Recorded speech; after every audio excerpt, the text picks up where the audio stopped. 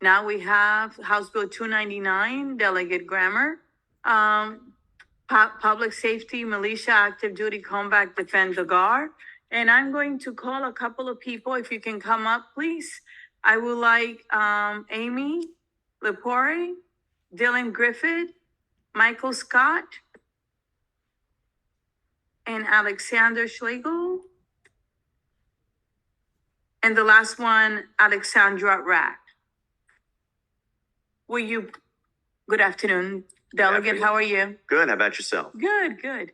Will you be so kind and get started? Absolutely. Thank you, Madam Chair, Madam Vice Chair, members of the committee. For the record, Delegate Robin Grammer here to present House Bill 299, the Defend Our Guard Act. House Bill 299 limits the use of Maryland's militia to constitutional deployments. Today, our troops are positioned in over 160 countries with military bases in at least 80. Most Americans are unlikely aware that in addition to our current deployments in Ukraine and the Middle East, U.S. troops have recently seen combat in Afghanistan, Mali, Nigeria, Kenya, Somalia, Yemen, Syria, and Iraq. The burdens of these conflicts lay squarely on the shoulders of our sons and daughters. Many veterans suffer greatly from these conflicts. Thousands suffer the loss of life and limb, carry the baggage of post-traumatic stress syndrome or other mental health issues. National Guardsmen were among those injured in the recent Jordan drone strike. Without intervention by our state legislatures, this is the news that we will hear again and again in the coming years. Our National Guard are doing the jobs that you don't see, leaving their children behind to fight wars that most Americans think are over. The Defend the Guard Act, which has been sponsored in more than 40 states, attempts to deal with this problem. It does so by limiting the deployment of the Maryland National Guard to the constitutional deployments, including declarations of war and deployments governed by Titles 10 and 32, that's invasion and insurrection. Our participation in wars that last decades and the public lamentations of broken veterans who question their purpose are indicators that policymakers should bring our deployments back to our constitutional bounds and that our Congress members need to do their jobs. The only war that our country should engage in is one that our Congress members should put their mark on. This historic principle that is military conflicts voted on will be more well thought, more clearly defined, and more succinct. We should defend those that defend us. I'd be happy to take questions, and I'd ask for a favorable report on House Bill 299, the Maryland Defend the Guard Act. Thank you, Delegate, for being so succinct and clear. Appreciate it. Thank you. Next, please. Yes, ma'am. So members of the committee, I am grateful to be here today, and I'm grateful that you have the opportunity to make sure our Guard is here to protect Maryland's communities. I'm a proud Marylander, and I'm past president of the Maryland Emergency Management Association. I worked in emergency management for over 12 years, guiding Cecil County through multiple presidentially declared disasters. And during this time, I had the great benefit of working side by side with the men and women of the Maryland National Guard. Across countless disasters, time and again, our Guard men and women respond into devastated communities. I have seen with my own eyes the hope and the resources they bring to bear when they serve in Maryland, supporting and protecting our communities that need it most when they are affected by the worst disasters imaginable. We know that disaster disproportionately impacts our neighbors for whom evacuation, finding shelter, and starting over are nearly impossible. Those who live in poverty, long-term care facilities, or small businesses are among them. The National Guard brings expertise and dependability when those Marylanders need it most. There are many compelling arguments in support of this House bill. Chief among them is that the bill, all it really does is compel Congress to do its job and not relinquish its war powers to the president. But because these things happen in DC, I understand they might seem a little abstract. So let's talk about what actually happens here in Maryland.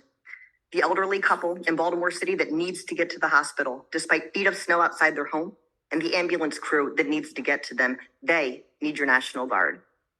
The family with young children on the Eastern Shore that must be evacuated because floodwaters threaten their home, they need the Maryland National Guard. They do not need the National Guard to be in Jordan, Syria, Afghanistan, Iraq, because Congress has abdicated their responsibility. Instead, Marylanders deserve better when it counts, when their lives are shattered, and when life itself literally hangs in the balance. So it is on the behalf of Marylanders that we must protect our precious resources, the sons and daughters of your Maryland National Guard, and ensure they serve here in Maryland. I would ask for your support for House Bill 299. Thank you. Thank you. Thank you so much for the work you do for Maryland. Next, please.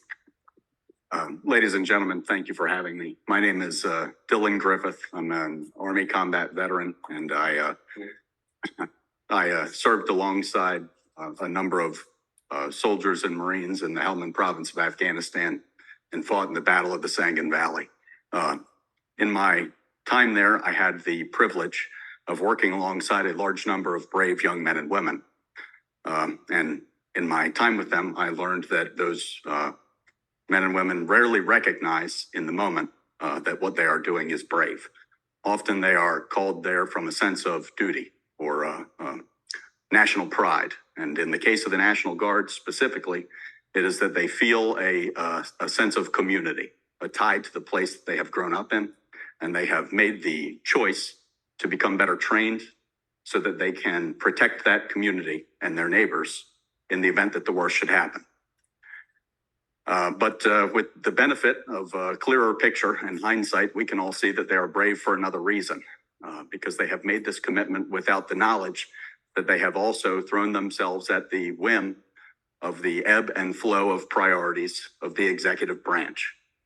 And at any moment, they may find themselves deployed to a foreign country, watching on the news as the neighborhood and family members that they have sworn to protect lose their homes or lives. The Defend the Guard legislation seeks to rectify this, but by restoring deployments of the National Guard to their constitutionally intended nature. It aims to mitigate some of the lawyeristic squabbling where you will hear about the legality of deploying the Guard that seeks to avoid the issue of the constitutional requirement, which we should always keep in the back of our mind. It is clean, it is simple, and I'd ask that you support it. Thank you for your service. Thank you. We appreciate it and for your testimony today. Next, please. I'm gonna let him jump in front of my microphone here. Uh-huh. Musical chairs. Thank you all for allowing me to come and testify on behalf of the Defend the Guard Act. My name is Mike Scott, retired Air Force, over 20 years, did some time in civil service also, and I'm a resident of Bowie, Maryland. I'm also the Libertarian Party nominee for Senate, and I look forward to earning your vote. Proponents of the Defend the Guard argue that this measure safeguards individuals at home by ensuring that such a critical resource is not excessively deployed in overseas conflicts without a clear national mandate. That's part of why I'm for the Defend the Guard Act. The other part is we have around 1.3 million active duty service members right now. And if they need augmenting, we have another roughly 275,000 reservists. According to the Department of Defense, Guardsmen are our strategic reserves. They are supposed to be used in a surge capacity. We have been using this surge capacity in steady state operations since 2001 with no formal declaration of war. And this is not just a Maryland problem, this is an American problem. Citizen soldiers, when called, have little recourse but to serve. That's what we do. When we're called, we serve. The president doesn't appear beholden to calls for a ceasefire. We're bombing Yemen and it looks like we're sizing up Iran. And right now, DOD cannot pass an audit. I'm not sure the Hawks in DC need another 435,000 or so Guardsmen bodies to throw at situations destabilized through their actions. The federal government should address their foreign policy to ensure we can protect the nation without making our National Guard troops part of steady state operations for the rest of time, obviously. We must protect our strategic reserves, especially when those strategic reserves are our neighbors, friends, and family. Thank you. And thank you for your service as well. Thank you. I'm going to open it up for questions for this panel and then we'll call the rest of the panelists, okay? Are there any questions for this panel? First, I have Delegate Morgan, followed by Delegate Lewis, and then the Delegate Johnson. Thank you, Madam Chair. My pleasure. Good afternoon. Hey, reading the fiscal note, but that's a little bit different than the preamble of the bill. what would the limitations be if the governor had to assign a guard unit to deploy domestically? Let's say the borders in Texas. Yeah, so there are a couple things that the bill protects. That is civil issues, that's in Title 10. And Title 32 protects issues of invasion or insurrection. So there's quite a lot of leeway there that's built in to allow for the use of the guard. You're welcome. Delegate Lewis, followed by Johnson. Thank you, Madam Chair. Thank you, Delegate Grammer, for this bill. Thank you. And thank you to your panelists for their thoughtful and heartfelt testimony. I, like probably a lot of us, feel terrible about misusing precious human resources like members of our military for no good reason. And I'm sympathetic to the bill. My question is, what it proposes to do seems unique, and I'm wondering if there are other states that have successfully passed similar legislation. Who's the best person to answer that question? I am happy to answer. Thank you. So again, it is in many legislatures. I think right now somewhere between 30 and 40 states are entertaining it. And we think this year will be the year when it passes, when it begins to pass, and that becomes kind of a domino effect in states. And so I'll answer your question by letting you know that it just passed, I believe, in the House of Representatives in New Hampshire and in the Senate in Arizona. And we expect to see that more and more as session goes on. Yeah, I believe it's actually passed both chambers in Arizona. Thank you. We have Delegate Lewis, you just asked, thank you. And Delegate Johnson, followed by Gazzoni, then Chisholm. Thank you. Okay, wonderful. They're so good. This is such a great committee. Delegate Johnson. Thank you, Madam Chair, and thank you for bringing the bill. My question is twofold. Do not the National Guard serve a national and a dual roles, national and state mission, and can be mobilized to protect and defend America in battle domestically and overseas? And when was the last time Congress declared war? Who's the best person? One person. I want to think the last time, I can't remember. World I War think- II. Yeah. So That it's was the last decades. And you could look at the result. I mean, have you known a time in your life where you haven't looked at broken and battered veterans who question their purpose and why they went and what their life meant? I think the result is you could see it. And we've been at war ever since World War II. Sir, did we answer the first part of your question as well? Is not their purpose to serve both at home and abroad? Yeah, and I think the answer is absolutely yes, and nothing in this bill is withholding of that. So this bill ensures that the National Guard can be called to active duty combat status without question. But one simple thing has to happen that hasn't happened since World War II. Congress must declare war. Thank you. Delegate Hill. Thank you. And thank you all for your service and for being here and for bringing this bill. Thank you, Delegate Grammer. Thank you. Starting rumors about me. So under current law, tell me if I'm correct, that the president may call on the National Guard, but they don't deploy unless the governor consents, or is that not correct? Does it not require the governor to agree to deploy them? That's correct. Okay, so what would happen here under this is that you're really saying to the governor, unless there's a declaration, you can't deploy. That's correct. And so that enters into other kinds of politics. And so the real purpose is to constrain the governor, regardless of, right, what the situation is, to say, unless there's a declaration of war, Well, because it's not required for the I would- president to ask for it, right? Only one person can answer. Yeah. Sure. Okay. I would say, it's the governor is the chief executive, and this would tie his hands. So not necessarily to restrain him per se, but as a matter of policy, and we are the policy setting body, that it is our National Guardsmen who would be kept here in Maryland without a constitutional declaration. So that is correct. Delegate Taveras. Thank you, Madam Chair. Thank you all for coming. We were, there was a lot of outreach on this bill. My question, partially, one of my questions was just answered. The second one is that as someone who has responded to national catastrophic disasters like Hurricane Katrina in 2005, I was on the ground under martial law.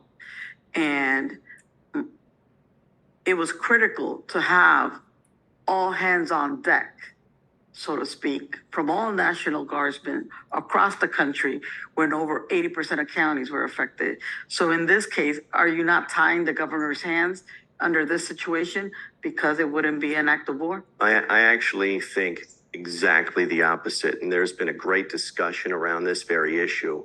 The Defend the Guards folks, who most of whom are veterans, have written extensively on the unavailability of the National Guard due to foreign deployments. And as you've heard with her testimony, you know, these are folks we don't think about too much, but are very necessary for local emergency situations when your local jurisdiction just doesn't have the capacity to deal with the problem. So I would say, you know, our National Guardsmen, we need them here in Maryland, first and foremost. Delegate Riley. Thank you, Madam Chair. Yeah, I just wanted you to reiterate again. So, you know, we're talking about, you know, tying the hands of the governor, you know, with the one aspect of his authority, and that is to, if they don't declare war, then he cannot send them, you know, internationally.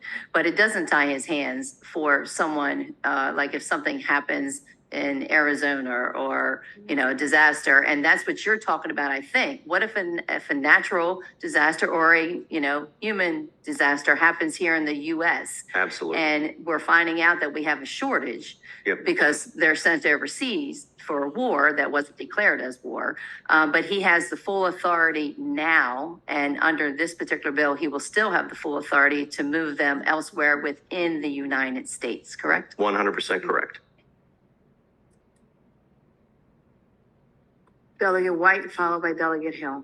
Thank you, Madam Chair, and thank you for being here in your presentation. I think while we may not have seen any states implement this or institutionalize it, I wonder if you could expound upon and maybe could, could share with us, what do you see as any particular potential unintended consequences if this were to be enacted, if in the case Maryland may not respond to some of the requests by federal partners. And so could you expound upon that and maybe anticipate any unintended consequences? So I touched the microphone and said, don't touch the microphone. I know you feel like you want to, right? I almost did it again to untouch the microphone. It always happens. It is common that you will hear from generals or members of the Department of Defense who will threaten funding as a result of this. But it's important to keep in mind that that funding is really only necessary if you're maintaining your guard in a combat deployable status, right? A lot of that money is spent in training for them to be ready and meet deployability standards to go to foreign countries. Right? It's cost significantly less money to keep them and train them here in their home states to respond to civil unrest and natural disaster. Okay, Delegate Hill. And thank you for the second bite. I'm reading the details again.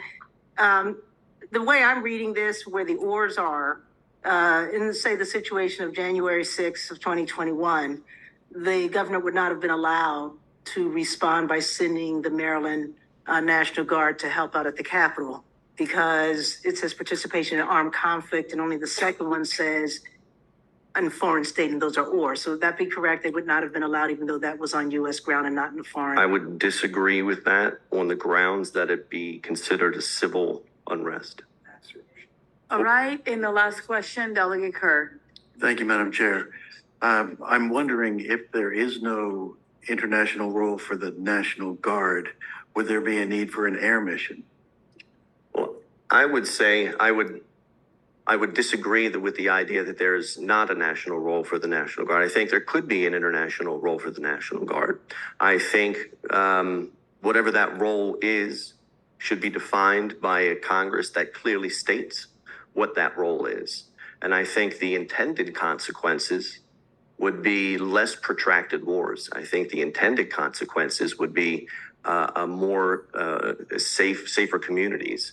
I think the intended consequences are less dead Americans. So I think there is a role, but I think we should require our leaders to do their duty under the Constitution and tell us what that role is. So we can, when we send in our folks, they can get the job done and come home. Thank you. I see no other questions, so thank you so much Thank you so for much. being here, and thank you for your patience. Thank And again, thank you for your service, okay? We appreciate it. With the next panelist, will you please come up? I have Alexander, Shagel, we have Alexandra Rack. I hope I pronounced your name correctly. And then we have 1, 2, 3, 4, 5, 6 virtual witnesses after that. Good afternoon. Good afternoon. And thank you for your patience. Thank you. Thank you, Chair, and those that sit on this committee. My name is Alex Schlegel. I'm a Dundalk resident. I'm also the Vice Chair of the Libertarian Party of Maryland. The party is strongly in favor and support the passage of HB 299, Defend the Guard bill. I am a veteran of the United States Air Force. I enlisted in 2002, served over 8 years, 4 years overseas in England, and 2 deployments to Korea, and separated from active duty honorably in 2011. As a veteran, to this day, I take the oath that I swore to the Constitution seriously. I was an instructor stationed at Aberdeen Proving Ground, Maryland, and at my Airman's Tech School graduation ceremony, I would give each of them a pocket Constitution, reminding them of the oath that they took and to not take it lightly. Under the Constitution, Article 1, Section 8, Clause 11 states, Congress is delegated of the power to declare war. The power to wage war, once it has been declared, is delegated to the President as the Commander-in-Chief, Article 2, Section 2. Unfortunately, those in Congress clearly do not take their oath seriously, abdicating their duty to uphold the Constitution clearly laid out in Article 1, Section 8, and allowing the AUMF authorized use of military force to continue to this day. The 2001 AUMF passed after 9/11 and has enabled U.S. Presidents Bush, Obama, Trump, and Biden to unilaterally launch military operations across the world without any congressional oversight or transparency for more than 2 decades. Myself and so many Marylanders are sick and tired of continually seeing unconstitutional, unnecessary, perpetual overseas conflicts.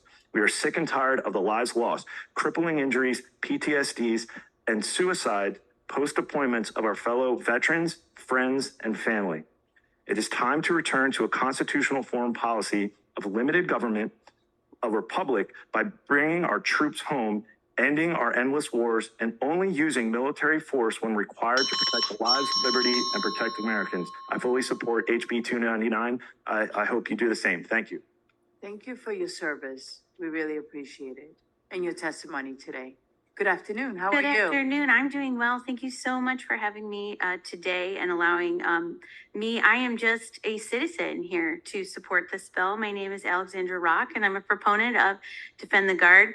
I think often with respect to legislation that is being considered by this body, we listen to the voices who have the most immediate interest in the outcome.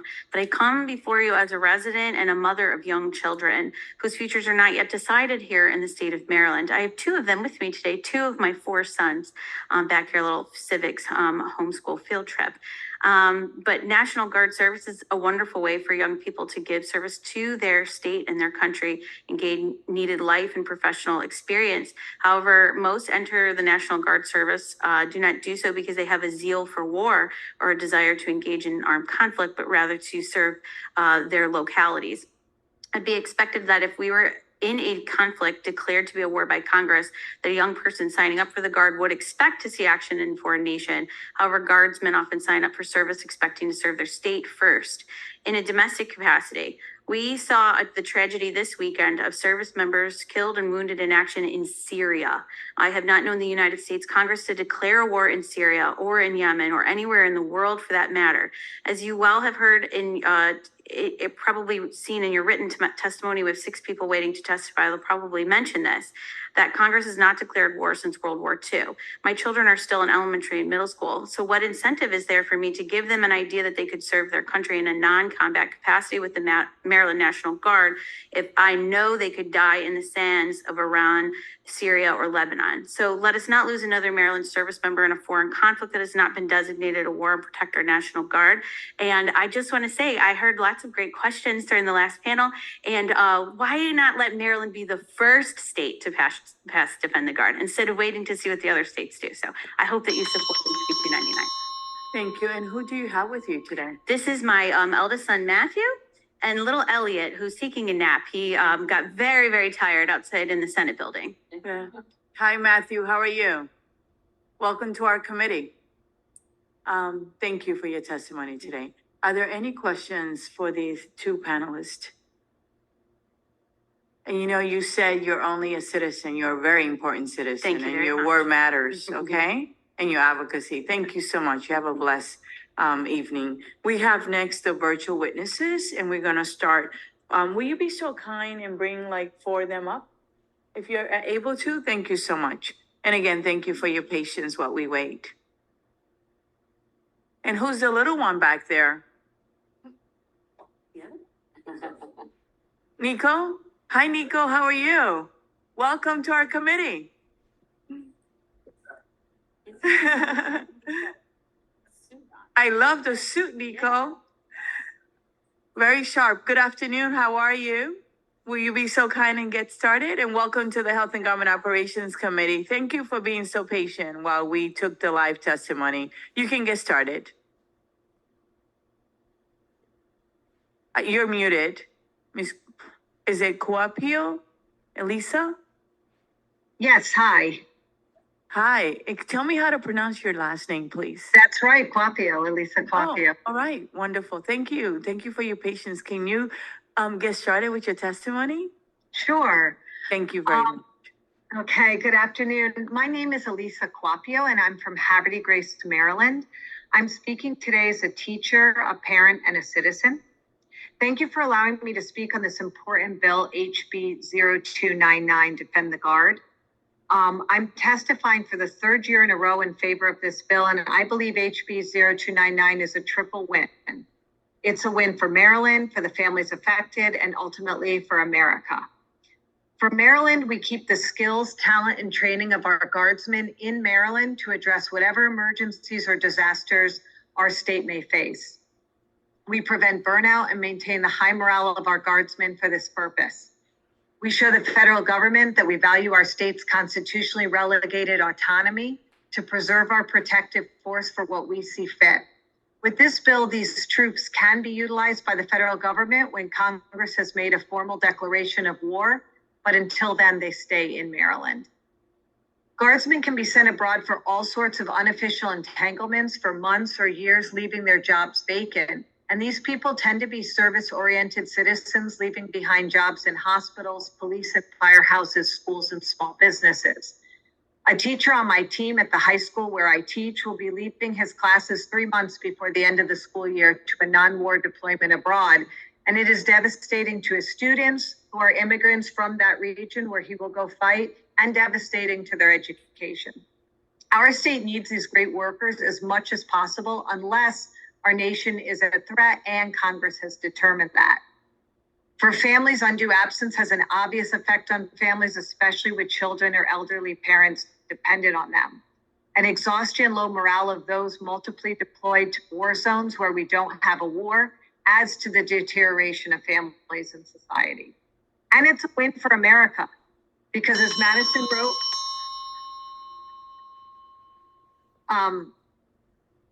so I just say we need our National Guard here in Maryland. Thank you for teaching. Thank you. Who's next, please? How about Mr. Dan McKnight? All right, Madam Chair, thank you. My name is Dan McKnight.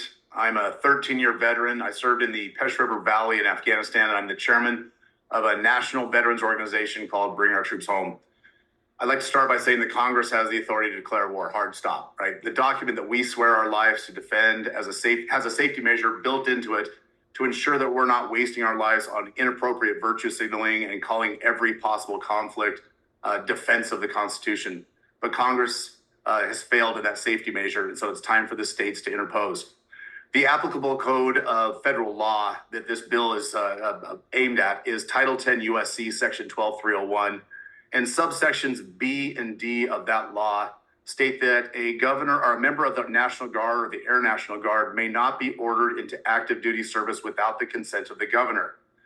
That section of code was amended with the Montgomery Amendment, which added subsection F. It didn't delete B and D, but it added F.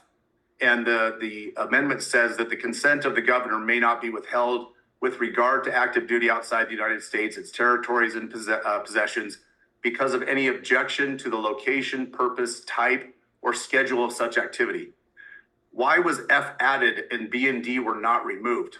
Well, the reason was, and we know this because of the writings of the time from the authors and the people that debated it, was because it would have been a direct slap in the face of the governors and would have eliminated one of their constitutionally endowed powers. Congressman Sonny Montgomery, who was the namesake of the bill, he was a National Guard Adjutant General. And he wrote about this. He said, the one reason why we didn't take out B and D was because it would have been an insult by emasculating the governors. So the original intent of Section 10 is to assure the governors the availability of their National Guard units when they need them for state purposes. No voice in the Department of Defense or the National Guard Bureau has ever suggested that any training mission outside the United States would take precedence over the Guard. We support this bill and we ask that you pass through committee. Much for being with us, Mr. McKnight. Next, please, Ms. Stacy Wolfson. Hey, thank you. My name is Stacy Wolfson, and I'm a Baltimore native, and I'm a passionate Democrat. I'll admit that until Donald Trump was elected in 2016, I was pretty ambivalent about politics overall, and I really did not know a lot about foreign policy. But with Trump in the presidency and the prospect of another potential Trump presidency, I would really like to see Congress step up to ensure that our country stays on the right path and that I'm represented.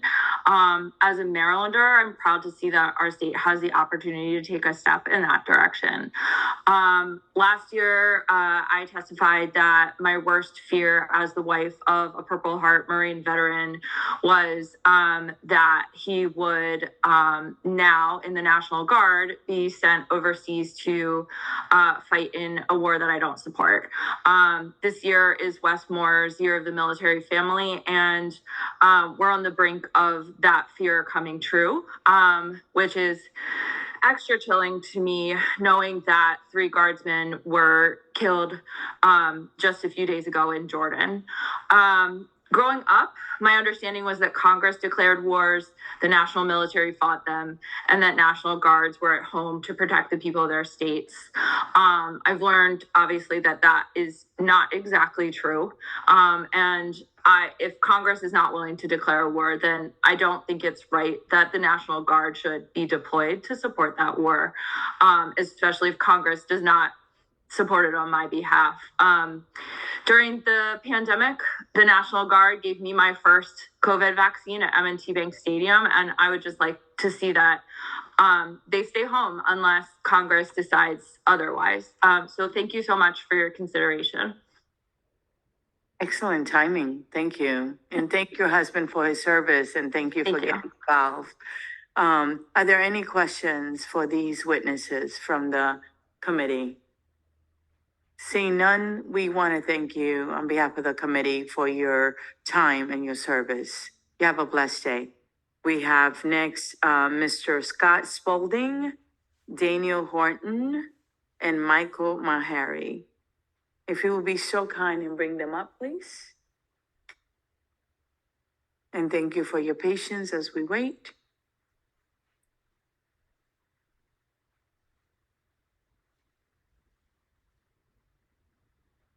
They're not on? No? Okay. I'm told that they're not on, and we're sure. Okay, wonderful. Not wonderful, but I just want to make sure they checked. So seeing no other questions, this actually concludes the bill hearing on House Bill 299. I want to thank the witnesses for being here and